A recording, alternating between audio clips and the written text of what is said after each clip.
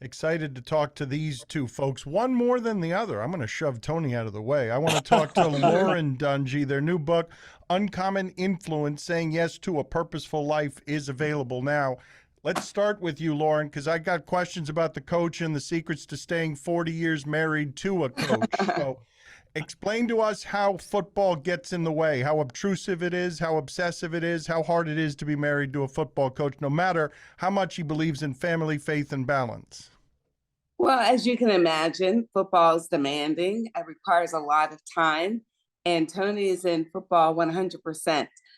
So we have to really be intentional about our time away from football. So we all love football. The whole family embraces what he does, but he does have a life outside of football. So there's that balance that we've established. We've worked at it over the years, and I think we've got a pretty good program, a pretty good formula in place, and that is that we support him. We're encouraging with him what he does, but when he comes home, he leaves that behind, and he doesn't bring it. It doesn't bring his work home with him. Okay, I need to know how this program was established because it didn't start that way. It could not, that the program had to be established because football coaches have a hard time being present around anything that's not football. Well, when we first got married, obviously there were no kids. And so the two of us were working together, trying to figure this thing out called marriage. And I had my career, he had his, but of course we were supportive of each other. So it was working together and achieving that balance. I love football. I come from a family, brothers played football. So I, was excited what he was doing, and I wanted to be, there for him, but also realized that there was more to our marriage, our life, our relationship than just football. So we had to be intentional about including other things. And so he's supportive of what I do. And we obviously love kids. We have a full house, 8 children at home and 3 foster children. So that's 11 kids running around, a lot of energy. And so we put a lot of time into raising our children and supporting their needs and what they like to do. And you have to remember, I was blessed to get a start in Pittsburgh with Chuck Noll, and he was different from a lot of coaches. And he told us, "Don't make football your whole life." He encouraged us to get home. We used to get home at 5:30 after practice on many days. So I just had that blessing of working for a different head coach at the beginning of my career, and that really helped. What is more draining, a football workday chasing around football players or having that many kids in the house? Comes pretty close. I don't know, Tony. What do you think? That's an easy one. You would say football players don't drain you near as much as the kids. Well, what are the practical difficulties in running around? I mean, obviously, you guys love to share love. You guys love to give love. So what are the practical difficulties in having the responsibility of that many children? When you have so many kids, different ages, different needs, different, experiences, what they want. Some of them are introverted, more quiet, and want to do things with the family. And then we have some that, would like to just disappear at the beginning of the day. So we want to bring them together. We are a family. We share each other's joys and challenges. And we try to create a schedule so that we can encourage one another and we can be there for each other. So it's that blend of working together, trying to get the kids to, appreciate each other's needs. And we as parents have to be aware of that they're not all the same. They have different likes and interests. And so we have to recognize that and work with them on that. And when they're young, then they all want to be with you and they're around you and they want your time. And then as they get older and they get friends and different things, now you have to work with ways to connect with them. And so that's the biggest challenge, I think, when they get to the teen years, is trying to find ways you can keep connected to them. How do you guys make the decisions on how many children we're going to have running around or adding? That's her call all the way. It really was something when we started early on in our marriage. We started fostering children, and once we made that decision to open our homes and make ourselves available to kids coming in, kids who were in crisis and they needed the love and support of a home, a safe home, while their parents got their help. We said we're not going to turn down kids. So if we got a call in the middle of the night and we felt that we could open our home to that, then we made that sacrifice and we brought that child in. So we've had as many as 5 or 6 foster children in our home. Some of them are, short term. Some have been with us for a few years, but we usually do newborn to about age 12. And we always have, God makes that provision for us so that we have the room and we can help meet their needs. And some of them come broken. And so we want to be available. We want to help them.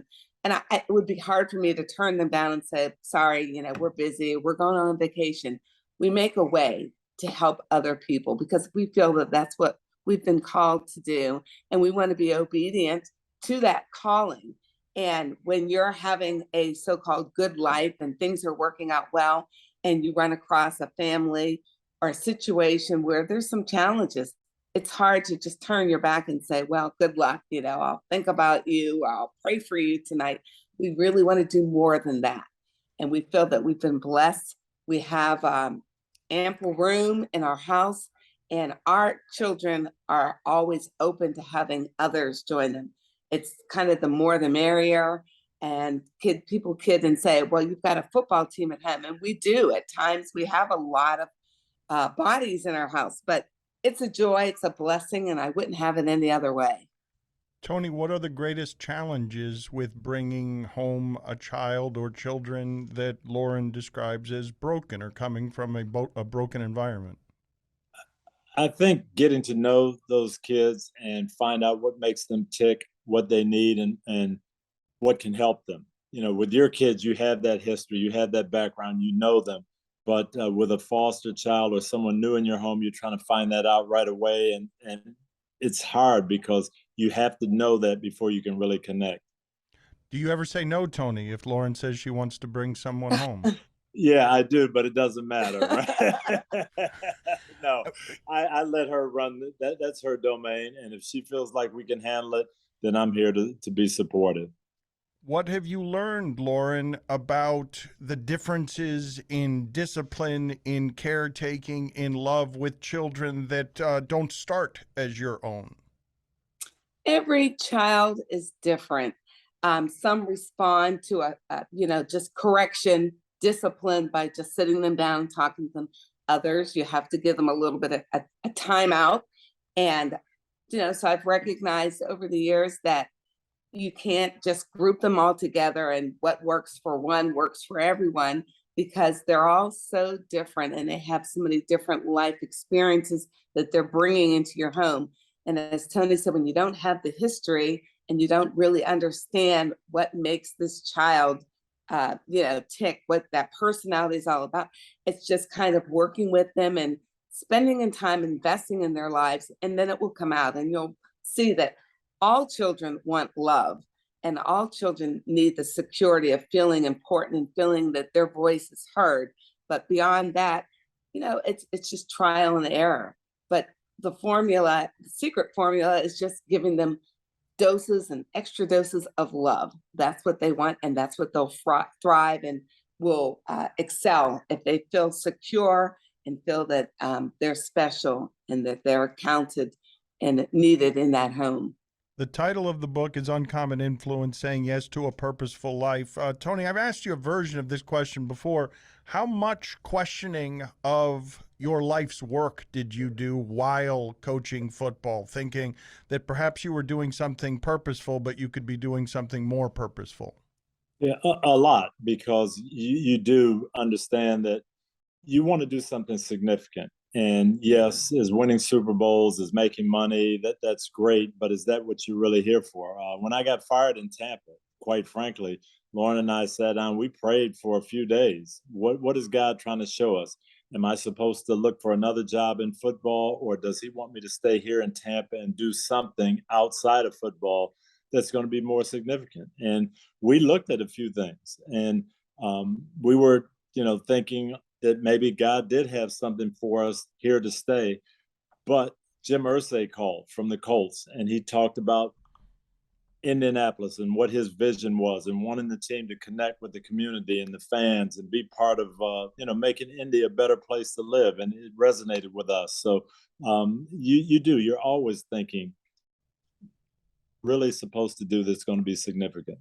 Lauren, how hard was it to deal with the days, weeks, months of Tony's retired now? I don't know that he's actually retired. He's kind of gone in a little different direction. He's still involved very much in football. But after coaching for so many years, I think I was ready for a change. And I was ready to have him home more often and longer periods of time. So now he's here during the week, and then on the weekends he's gone. So it's good. We like it. We like this season of our life.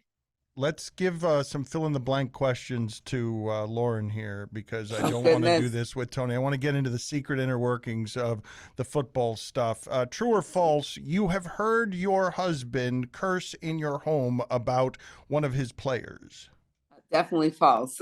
Okay, so there is no cursing in the home. No, absolutely no cursing. Okay, true or false, the angriest I've seen my husband come home about a player generally involved Mike Vanderjagt.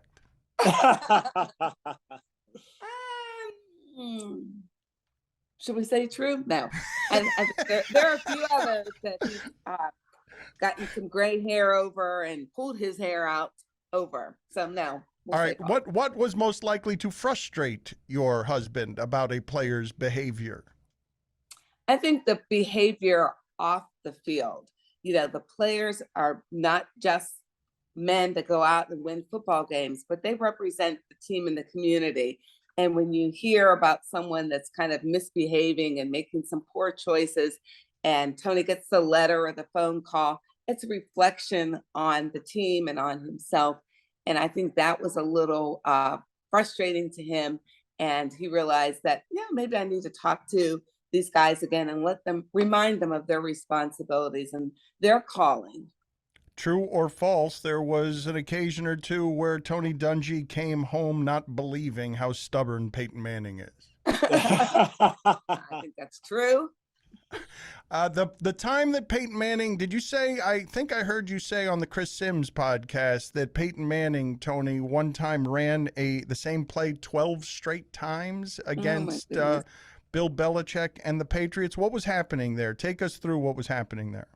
We were playing them the first game of the 2004 season, and we had this dynamic passing offense. And of course, Coach Belichick is always going to try to take away what you do best.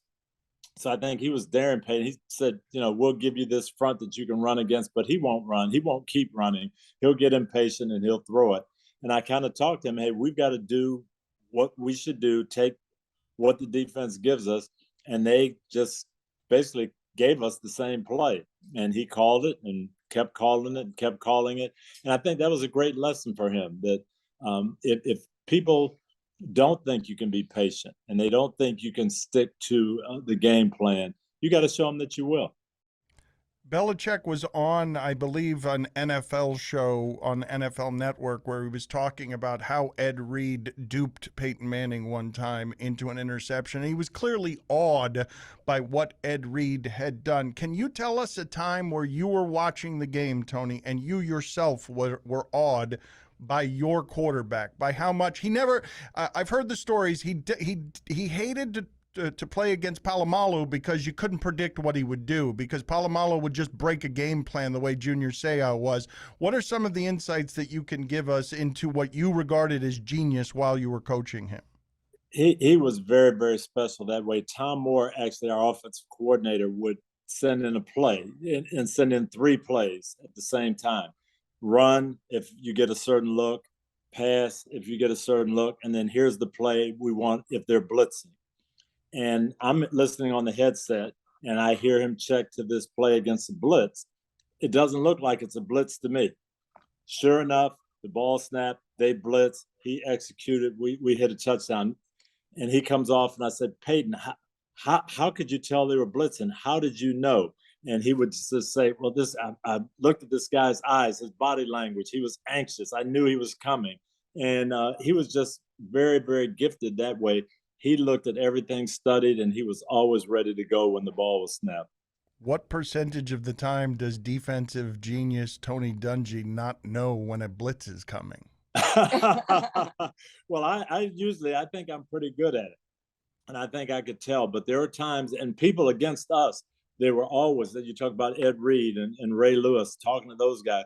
Hey, we can just had to work that week to be patient, not tip things off, know that he's looking at us. We got to hold our water. And everybody tried to do that against us, but Peyton would always find a way to find out exactly what they were doing.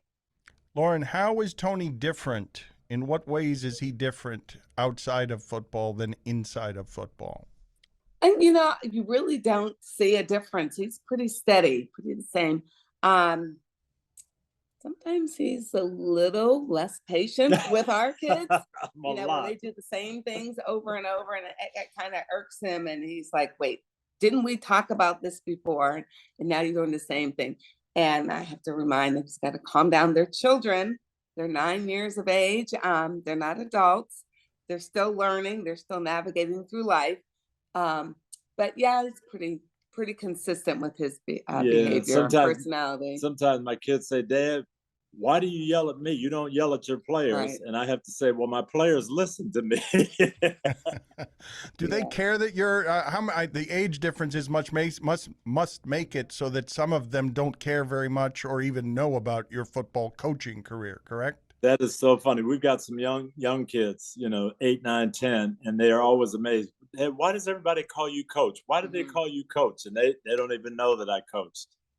At all. And it's not, but it must be, football's still in the home in a lot of different ways, right? Lauren was saying it's not like. Very much so. Yeah, and you pour yourself into staying connected to all of that. I imagine that has helped with retirement. It has, and football is all around. They see it. Their older brothers played. We've got 2 in flag football now, and 1 in middle school football, and 1 high school football varsity. So we're always going to games. We're involved with football. They love it. They're always after me. Can you get these gloves? Can NBC send some swag for us? So yeah, we're a football family still. Lauren, what is the most broken that you have seen Tony after a loss at any stage in 40 years? That's a good question. There have been a few games when he's been upset and he's had to regroup. Probably, I'm sure there have been some playoff games that we just didn't quite make it, and we had to go home and go into the off season. The season ended quickly. That was hard for Tony because, you prepare, you work so hard, and everybody envisions going to the playoff and then going to the Super Bowl. And there were a few games, I think in Minnesota, when we came up short and the season was over abruptly. You go into the game, you're excited, and you're looking to the next step. Where are we going to play the game? And who are we going to play? Who are our opponents going to be? And then all of a sudden it's over. And that's hard for Tony to regroup and realize that, we blew it. And now we're going to wait until the next year.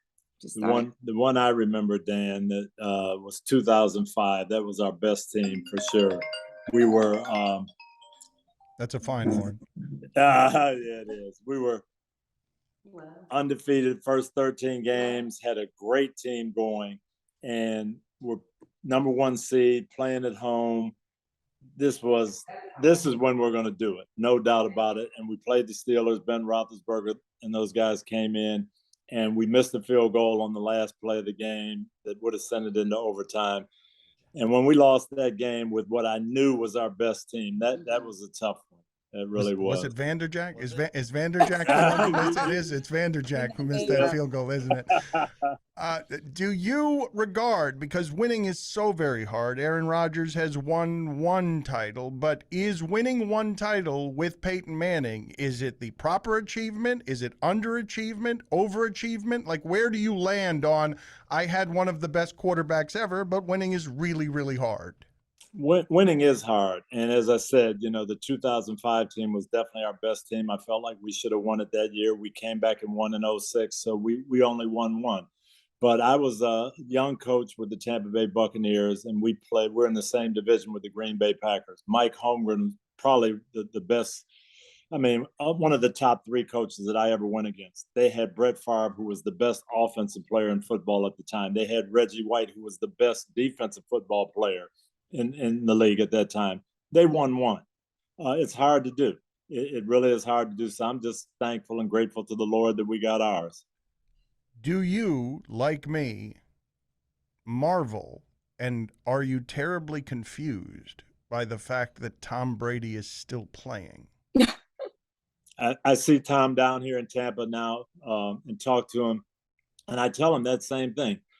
I've been retired now for 14 years, and we had some battles, you know, back when I was at 14 years. I've been going, he's still going, and he's playing at a higher level. I think he's playing better now than he did then. So it really is amazing. If I had told you, though, at the height of those battles, you're not going to believe how many more Super Bowls Tom Brady's going to win than Peyton Manning. You wouldn't, like, there was no way for you to say to me that Tom Brady would be regarded as empirically better than Peyton Manning by leaps and bounds because he's going to win 6 more championships than Peyton Manning. Well, and that's people's opinion. Winning championships, I don't think tells how good you are. Brady's great. Peyton's great. Troy Aikman's great. Brett Favre was great.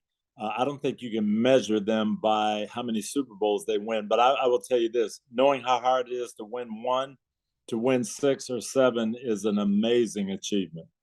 I believe I gave Tom Brady an extra one because Peyton Manning did manage to win one in what was the single worst year of his life. So he did get 2. You're right that it's a poor appraisal by me. But if I'd come to you 17 years ago while they're both playing and said, how do you think this is going to play out over the years? You would have made the argument that Peyton Manning is the better quarterback, period. No? Yes.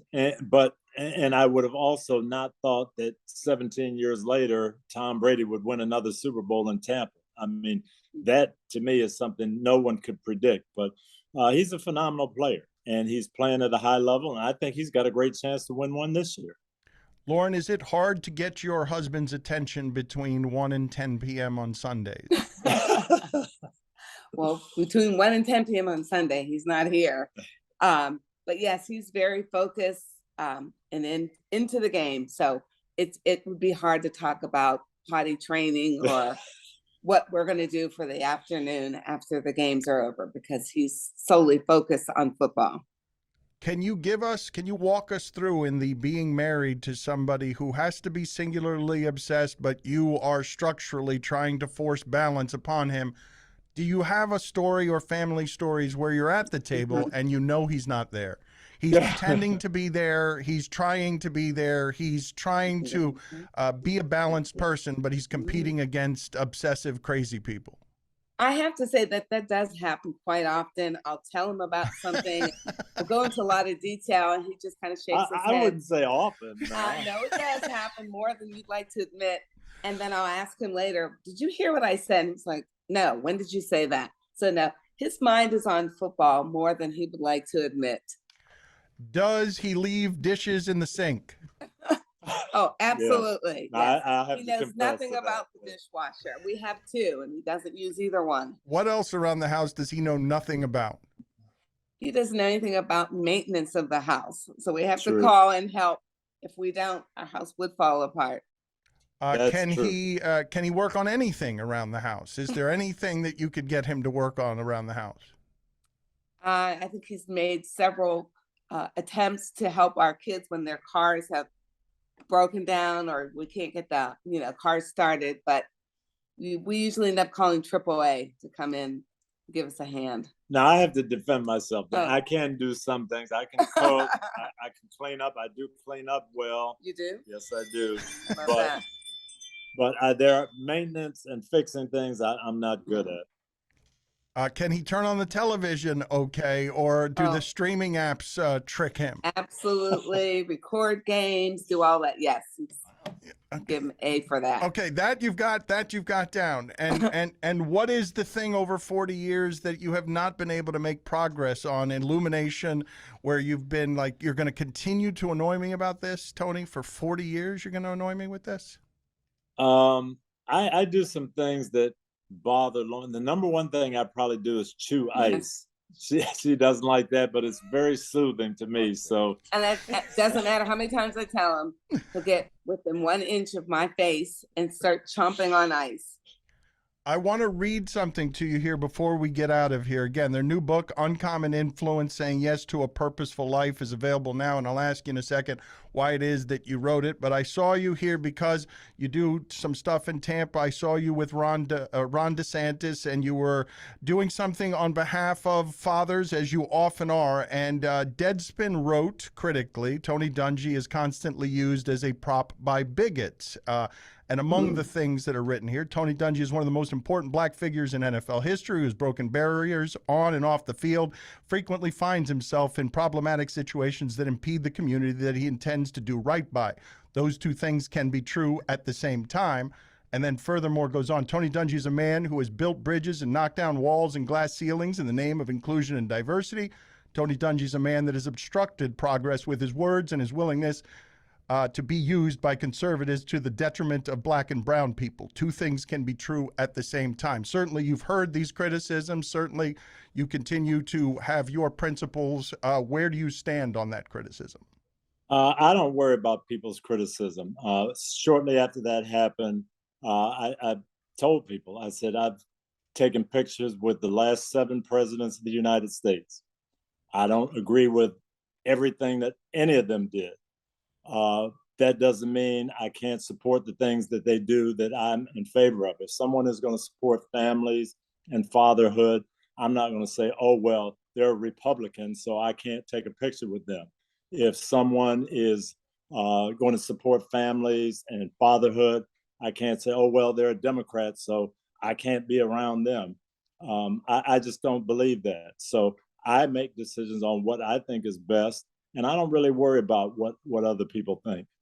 Do you recuse yourself in any of these instances? Like, how do you balance the idea that in this political climate, it's a little more bigoted than usual, it's a little more polarizing than usual, that you could be advocating for your things, but you could be used as a prop by somebody who wants to use you as a prop for their thing? Well, everybody does that, and everything is political. I had a great conversation quite a while ago with Colin Powell. I was on a panel with him, and I said, "Oh, General Powell, we need you to run for president. Our country needs you." And you know what he told me? He said, I won't, because right now I can say something, and if people think it's a good idea, they'll say, man, that Colin Powell, that's a good idea. As soon as I run for president, half the people have to think it's a bad idea no matter what, because they don't agree with my party. So I'm better off not running. And I think that's where we are with politics. Everybody wants to make it political. It's my side or your side. And I just don't believe in that. Lauren, the process of writing this book collaboratively, what was it like? What was hard about it? What was easy about it? And why did you do it? Well, this is our third book that we've co-authored.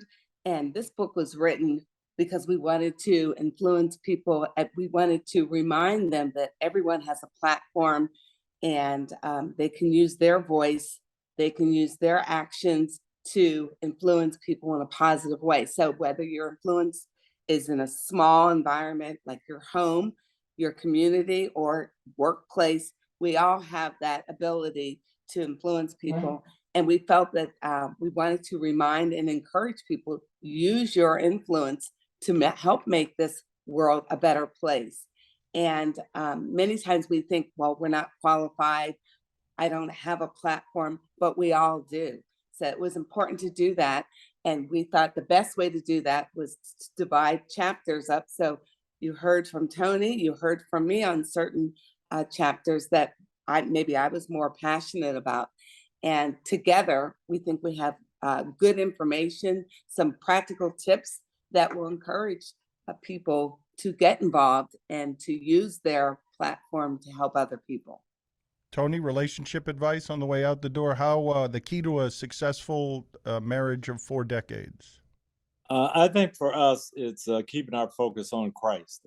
Two people totally different, trying to come together and be one unit.